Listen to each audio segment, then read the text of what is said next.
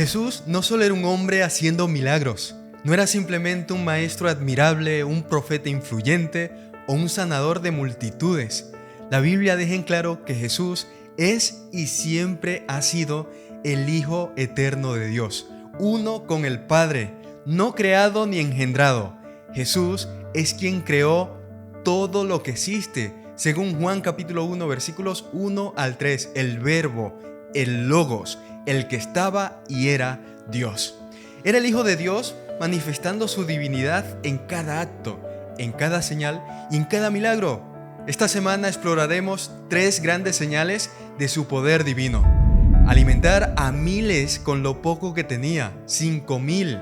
Sanar a un ciego de nacimiento. Y por último, y la más impactante de todas, traer a un muerto de vuelta a la vida.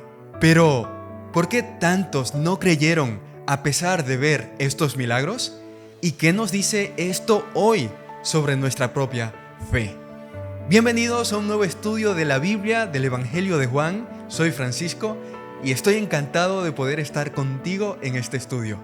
Quiero pedirte nuevamente que me puedas acompañar con tu libreta para que juntos podamos tomar apuntes de aquellas cosas que más nos llaman la atención. Y también que me acompañes con un bolígrafo y la Biblia para así seguir estudiando y aprendiendo y profundizando en la Biblia. Vamos a orar juntos. Amado Padre, te damos gracias por este privilegio. Gracias por tu palabra. Y gracias porque por medio del Espíritu Santo nos vas a hablar y nos vas a dar luz para entender el mensaje que tienes en el libro de Juan. Ayúdanos, sobre todo, Señor, a vivir todo lo que aprendamos hoy. Te lo pedimos en el nombre de Jesús. Amén y amén. Jesús respondió: Yo soy la resurrección y la vida. El que cree en mí, aunque muera, vivirá. Y todo aquel que vive y cree en mí, no morirá para siempre. ¿Crees esto? Juan capítulo 11, 25 al 26. En cada milagro que Jesús realizaba, no solo demostraba su poder divino, sino que también revelaba quién era realmente. Y es que a través de esos momentos, de esas señales, Cristo se manifestaba como el Hijo de Dios, como el Salvador prometido al que esperaban y al que esperábamos. Pero muchos no entendieron el significado profundo de estas señales. De hecho, algunos rechazaron la verdad. Y digo algunos para no decir muchísimos y demasiados. Esta semana veremos no solamente los milagros, sino lo que nos enseña estos milagros sobre la naturaleza divina de Jesús y el desafío que aún enfrentamos tú y yo hoy: creer o rechazar a pesar de la evidencia. Entramos al primer bloque, la alimentación de los 5,000. Juan capítulo 6, versículo 1 al 15, ubícate ahí en la palabra para que juntos podamos leer. 5,000 personas, solo 5 panes y 2 peces. La situación parecía imposible, pero para Jesús no hay imposibles. Así que prepárate para este gran milagro, porque ahora vamos a estudiar y vamos a sorprendernos.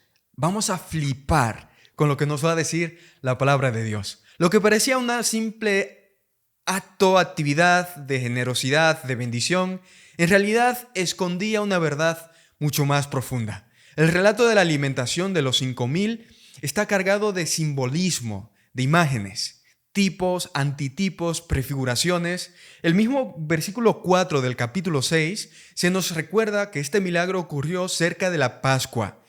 La Pascua, ya sabéis más o menos qué es, una festividad. Esta festividad, sobre todo el versículo 4, lo que está estableciendo un paralelismo con Moisés, quien alimentó al pueblo cuando el maná caía del cielo en el desierto, con el pueblo de Israel. Pero Jesús no solamente es otro Moisés. Esto quiero que quede puntualizado. Jesús es el Mesías prometido. Y en este acto vemos una señal que apunta a algo mayor. Jesús es el pan de vida, el verdadero sustento, no el maná que cayó allá en el cielo, en el desierto del cielo, sino el pan de vida. Y la multiplicación del pan en el milagro y los peces nos lleva a la promesa de que Jesús es quien satisface nuestras necesidades más profundas y más allá de lo material, del alimento físico. La Pascua, como decía antes, es una recuerdo, una conmemoración de la liberación del pueblo de Israel cuando estaba en Egipto. Ahí, ¿os acordáis de esta escena de los primogénitos? El Cordero Pascual, cuando se celebra la festividad de la Pascua, sustituye la muerte de los primogénitos. Así que este sacrificio del Cordero ahora simboliza la muerte de Jesús en nuestro favor. En la cruz, lo que estamos viendo es que el castigo que tú y yo merecíamos, que nosotros merecíamos por nuestros pecados, porque somos nosotros los que hemos caído y tenemos naturaleza pecaminosa, este castigo recayó sobre Jesús. En efecto, Cristo, nuestra Pascua, fue inmolado por nosotros. Lo podéis leer en 1 Corintios capítulo 5, versículo 7. Tomó nuestro lugar. Así, Juan demuestra y nos ilustra a Jesús haciendo señales, prodigios, que en su contexto, en el momento de contemporáneo a Jesús, deberían haber tenido un significado impactante y especial para el pueblo judío. Les estaba mostrando en esencia su propia divinidad. Aunque algunos creyeron, la Biblia nos dice que muchos creyeron, otros asombrosamente no lo hicieron, a pesar de las claras evidencias que el Señor les estaba dando por medio de las señales. Cuán trágico fue la terquedad del pueblo y de los líderes y el orgullo que llevó a estos últimos a elegir las tinieblas en lugar de la luz del mundo, quien estaba allí mismo, delante de ellos. Jesús, el gran yo soy, a quien su venerado profeta Moisés conocía, habitaba entre ellos, pero se negaron obstinadamente a recibirlo como su Mesías, como su Salvador. ¿Qué aspectos de tu vida revelan que a pesar de las pruebas claras de la presencia de Dios, aún luchas por confiar plenamente en Él? Si puedes dejar en algún comentario tu sentir o tu aportación a estas preguntas, pues también estaré agradecido. Pasamos al siguiente bloque. Realmente este es el profeta. Ubícate en Juan capítulo 6, los versículos 14 y 15 y sobre todo los versículos 26 al 36. Tras ver el milagro, la gente estaba gritando. Imagínate, un momento apoteósico. La gente estaba realmente extasiada y la gente empezaba a gritar: este es el profeta, el Mesías que hemos esperado. Pero no Mesías o profeta. Vamos a verlo ahora, porque esto es aún mucho más revelador. Estoy en el versículo 14. La gente pensaba que Jesús era el líder que les traería liberación política y material. Y este es el detalle, porque lo que querían no era un salvador del alma, un salvador espiritual, sino un libertador político. Pero Jesús no vino a cumplir las expectativas terrenales, expectativas humanas, tu expectativa o la mía, sino que vino a cumplir su misión. Y su misión iba mucho más allá. La gente esperaba que Jesús fuera un líder militar que los liberara de Roma, que sacara a los romanos a patadas. Pero en Juan, capítulo 6, el versículo 35, vamos a ver lo que nos dice la palabra de Dios. El versículo 35 leo. Dice: Jesús le dijo: yo soy el pan de vida. El que a mí viene nunca tendrá hambre, y el que en mí cree no tendrá sed jamás. Jesús se revela como algo más, el pan de vida. El pan temporal en la alimentación del milagro de los 5,000 tenía por objetivo dirigir la atención del pueblo, la vista del pueblo hacia Cristo, el pan de vida, que da y sostiene no solo la vida corporal, la vida física, sino la vida eterna. Yo soy el pan de vida. Es la primera vez, la primera ocasión cuando Jesús se hace llamar, afirma ser el yo soy. Y en Juan aparece muchísimo. Así que esta es la primera de 7 veces cuando Jesús habla de yo soy. La expresión yo soy en griego es ego eimi. Y en el contexto del Evangelio de Juan es clave. Así que si estás tomando apunte ahí, pues puntualiza esta idea. Yo soy el que soy, ego eimi. el eterno, el que fue, el que es y el que será. Así que más o menos también podríamos usarlo como se usa en Apocalipsis, el alfa y el omega. Nos damos cuenta de que Juan estaba especialmente atento a la representación divina de Dios revelada a Moisés en la zarza ardiente. Lo encontramos en Éxodo capítulo 3, versículo 14. Cuando Dios respondió a Moisés, Moisés le pregunta: Señor, ¿y quién digo que tú eres? Y Dios le dice: yo soy el que soy. Jesús se aplicó este título directamente a sí mismo en afirmaciones como: yo soy el camino, la verdad y la vida, Juan 14:6. Yo soy la resurrección y la vida, Juan 11:25. Yo soy el buen pastor, Juan 10. Y así sucesivamente encontramos reiteradamente Jesús diciendo: yo soy, yo soy, yo soy. Jesús es el gran yo soy, pero la gente no captó nada de eso. Tiempo después, los que gritaban: Hosanna, Hosanna, al Rey de Israel, el Hijo de David, también iban a gritar: crucifícale, crucifícale. ¿Veis la idea? Jesús sabe que el pueblo no tiene un conocimiento correcto en cuanto a su realeza. El hecho de que se aseverara ser el enviado de Dios y sin embargo se negara a ser el Rey de Israel era un misterio que el pueblo no podía entender. Pero vale, eres el enviado de Dios, pero ¿por qué no puedes ser el rey de Israel? Y entonces el pueblo no podía entender esto. Su negativa fue malinterpretada. Muchos concluyeron que no se atrevía a presentar sus derechos porque él mismo dudaba del carácter divino de su misión. Así abrieron su corazón a la incredulidad, dice la palabra. Esta gente buscaba un beneficio material. No buscaba la verdad que perdura eternamente. Esta es una trampa que todos enfrentamos potencialmente si no somos cuidadosos. ¿Cómo puedes asegurarte de que tu búsqueda de Dios no esté basada solo en lo que Él puede hacer por ti materialmente, por los beneficios, sino en una relación verdadera que transforma tu alma? El siguiente bloque: la curación del ciego, parte 1. Vamos a ir a Juan capítulo 9, los versículos del 1 al 16. Juan capítulo 9, si puedes, también ubícate ahí. Un hombre ciego de nacimiento. Imagínate la escena, además triste. La sociedad lo veía como alguien maldito, castigado por sus pecados o lo de sus padres. Pero Jesús estaba a punto de demostrar que la ceguera física no era su mayor problema, sino la ceguera espiritual.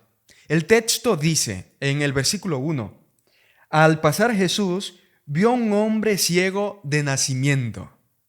La palabra griega aquí es teoreo, que significa una mirada profunda, y me encanta el detalle. Cuando Jesús vio al ciego, vio a una persona en gran necesidad y percibió una oportunidad para revelar el poder de Dios. Pero los discípulos, ¿qué vieron? Vieron un problema teológico. Mirad el versículo 2 lo que dice. Y le preguntaron sus discípulos, diciendo: Rabí, ¿quién pecó, este o sus padres, para que haya nacido ciego? Con frecuencia nosotros los cristianos permitimos que la teología, la doctrina, nuestras ideas concebidas interfieran al observar a las personas, al observarlas por lo que son y por lo que necesitan. Como vimos la semana pasada acerca de la historia de la perícopa del paralítico de Betesda, este estuvo desesperadamente enfermo durante 38 años. Sin embargo, en Juan 9 nosotros estamos analizando una historia de un ciego que es un ciego de nacimiento. Esto es aún muchísimo peor. Imagina lo que significa no haber tenido nunca la oportunidad de ver nada ni a nadie, de ver nada de luz. Jesús desafía la creencia de que las enfermedades eran resultado directo del pecado personal o de las generaciones pasadas. Este milagro en Juan 9 tiene profundas conexiones también con el Antiguo Testamento, sobre todo con el principio, con la creación, con Génesis, cuando Dios formó al hombre del polvo de la tierra. En Génesis capítulo 2, el versículo 7, entonces tomó al hombre del polvo, modeló Dios al hombre del polvo de la tierra y sopló en su nariz aliento de vida, insufló, y llegó el hombre a ser un alma viviente. Aquí viene la misma idea. Me encanta la conexión de la palabra completa. Jesús usa barro para sanar al ciego, mostrando que Él es el mismo creador en este momento, en el capítulo 9, restaurando lo que estaba roto. Si es creador, es capaz de recrear aquello que es necesario mejorar o ayudar, en este caso, este hombre que estaba ciego. El narrador, Juan, informa al lector, recién en el versículo 14, que Jesús hizo este milagro en sábado. Lo que, según la tradición, no la Biblia, ya lo dijimos la semana pasada, significaba violar el cuarto mandamiento. La conclusión de ellos es que fue él, Jesús, quien había hecho este milagro. Por lo tanto, no venía de Dios, pues sostenían que no guardaba el sábado. Me río para no llorar. Pero a otros les parecía, de hecho el versículo 16 lo dice muy interesantemente. Dice el versículo 16, entonces algunos fariseos decían, este hombre no procede de Dios, porque no guarda el día de reposo. Otros decían, ¿cómo puede un hombre pecador hacer estas señales? Y había disensión entre ellos. Les parecía preocupantes a otros que un pecador pudiera hacer tales señales, obviamente, porque esto no es natural. La ceguera de este hombre del capítulo 9 se convierte en una metáfora de la ceguera espiritual de los líderes de Israel, de los líderes religiosos del pueblo judío. El ciego tiene cada vez más claro quién es Jesús, pero los dirigentes religiosos están cada vez más confundidos o más ciegos en cuanto a su verdadera identidad. ¿Qué debería decirnos esta historia acerca del peligro de estar tan cegados por nuestras propias creencias y tradiciones que pasemos por alto verdades importantes y evidentes? Pensemos en esto. El siguiente bloque es la segunda parte de la curación del ciego. Ubícate ahí mismo en Juan capítulo 9, pero ahora vamos a estar de los versículos 17 al 34. El ciego sanado empieza a ver más claramente, no solo con sus ojos, sino con su corazón. Y esto me encanta. Pero los líderes religiosos tenían sus propias cataratas, esos que se consideran guías espirituales, se vuelven cada vez más ciegos ante la verdad. Esto nos recuerda que la verdadera ceguera no es física, la verdadera ceguera es espiritual. Porque a pesar de la evidencia de que estaban viendo, que estaban teniendo, que Jesús le estaba mostrando, los corazones endurecidos de estos líderes les impiden ver lo que está frente a ellos. El Mesías, el Salvador, el que hace todo por su pueblo. Lo que asusta aquí es lo que viene después. Un mendigo, antes mendigo y ciego, puede declarar lo que dice el versículo 32 al 33. Vamos a leer juntos. Dice, desde el principio no se ha oído decir que alguno abriese los ojos a uno que nació ciego. Si éste no viniera de Dios, nada podría hacer.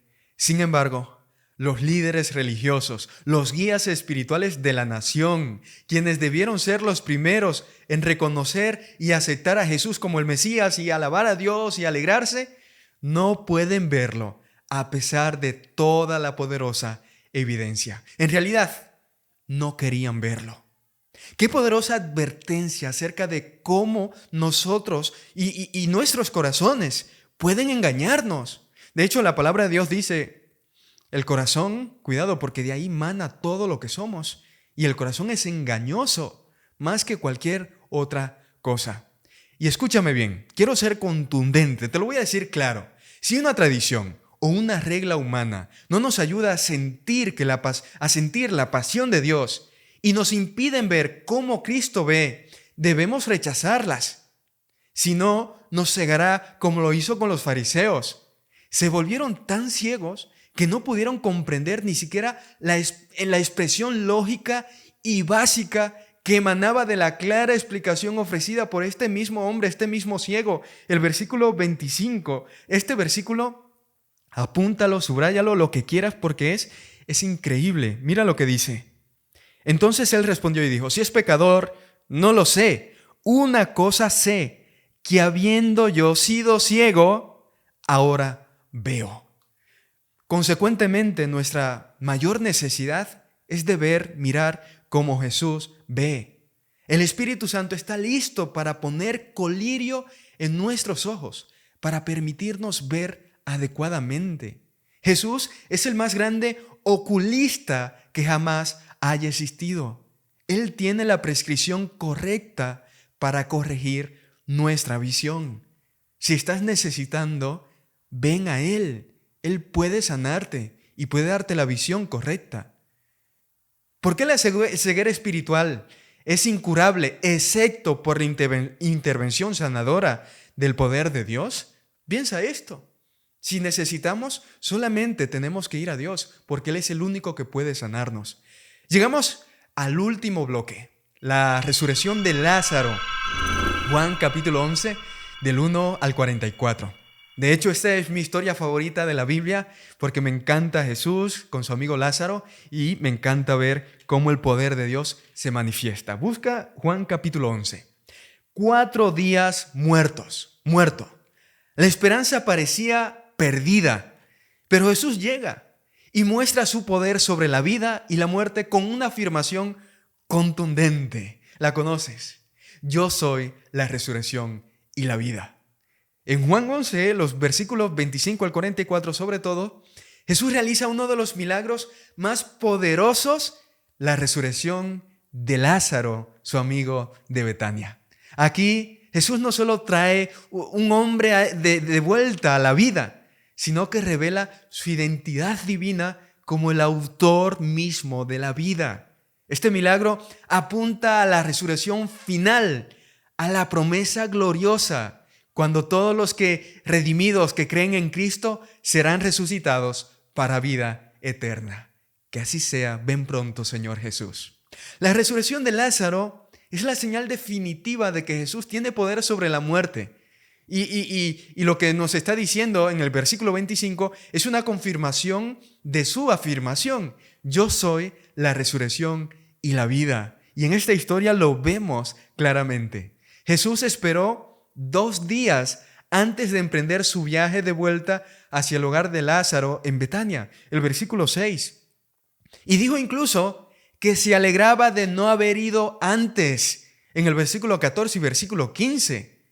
Esto no fue un acto de insensibilidad hacia el sufrimiento de Lázaro y de sus hermanas María y Marta, sino su deseo de revelar más plenamente la gloria de Dios, de que este milagro fuera de más bendición para sus seguidores y para los que estaban ahí. Cuando llegamos a Juan capítulo 11, versículos 17 al 27, Lázaro, dice la palabra, llevaba 4 días muerto y su cuerpo ya estaba en proceso de descomposición. Naturalmente es así. Como dijo Marta en el versículo 39, Señor, hiede ya, que es de 4 días. Después de una persona morir, a los 15 minutos, el cerebro está completamente comprometido, no hay vuelta atrás. A los 30 minutos, las manos, los pies se ponen azulados. A las 24 horas, ya parece el olor a carne podrida y el cuerpo alcanza la temperatura ambiente. A los 3 días, escucha bien, los gases comienzan a formar ampollas bajo la piel y el cuerpo se hincha. Sin duda, el retraso de Jesús solo contribuyó a que el milagro de su amigo Lázaro, que siguió después de devolver, fuera aún más asombroso. Resucitar un cadáver en avanzado estado de descomposición, ¿qué es esto? ¿Qué me estás contando? ¿Qué mejor prueba podía dar Jesús de que era realmente Dios mismo? En cuanto a la muerte, tenemos que aprender a ver la muerte y a encarar las pruebas con la perspectiva de Dios. Marta y María estaban preocupadas, naturalmente, como nosotros. Y dijo, Señor, si hubieras venido antes, Lázaro no hubiera muerto, mi hermano Lázaro no hubiera muerto. Tenemos que recordar que Dios nunca llega tarde. Él siempre llega en el kairos, en el momento oportuno y perfecto. Dios no actúa ni se mueve en el cronos. Él se mueve en el kairos, el tiempo perfecto y oportuno de Dios. Y como Dios, como aquel que creó la vida al comienzo en el Génesis, también tiene poder sobre la muerte. Así que Jesús aprovecha esta oportunidad, la de la muerte de Lázaro, para revelar una verdad crucial acerca de Él mismo. Yo soy la resurrección y la vida. El que cree en mí, aunque muera, vivirá. Y todo aquel que vive y cree en mí, no morirá para siempre. Juan 11, 25 y 26. Jesús no afirmó escucha bien, porque esto creo que es clave. Jesús no afirmó tener la resurrección y la vida, ni comprender los secretos acerca de la resurrección y la vida. Más bien, Jesús enfáticamente dijo que Él es la resurrección y la vida. Conocer a Jesús es conocer la resurrección y la vida. Ahora bien, tener a Jesús es tener la resurrección y la vida.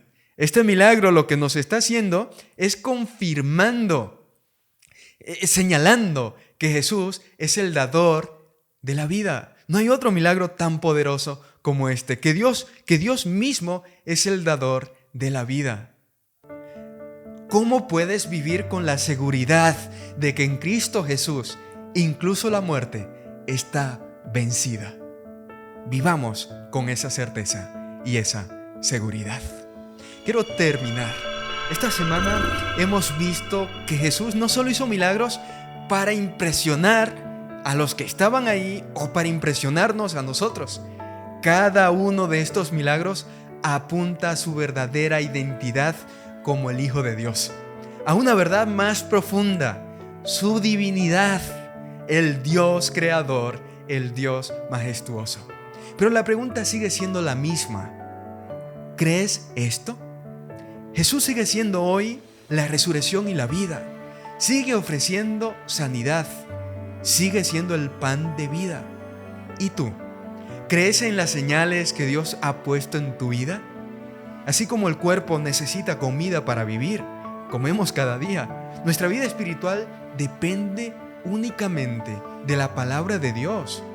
Cada uno debe recibir esa vida directamente de la palabra. Tal como necesitamos comer por nosotros mismos para nutrirnos. María, la vecina, comió, entonces ya yo no necesito comer. No funciona así. No podemos depender de otros para alimentarnos espiritualmente. ¿Qué te impide ver y aceptar las señales de Dios en tu vida hoy? Pensemos en esto y pensemos en que Dios quiere que nosotros creamos y seamos bendecidos. Juan capítulo 20, versículo 29. Bienaventurados los que no vieron y creyeron. Amigos queridos, espero que esto te haya aportado, que hayamos crecido, que hayamos aprendido y nos hayamos acercado a Dios. Suscríbete, deja tus comentarios, tus aportes y nos vemos con la ayuda de Dios la semana que viene en un nuevo estudio. Chao, cuídate mucho, bendiciones.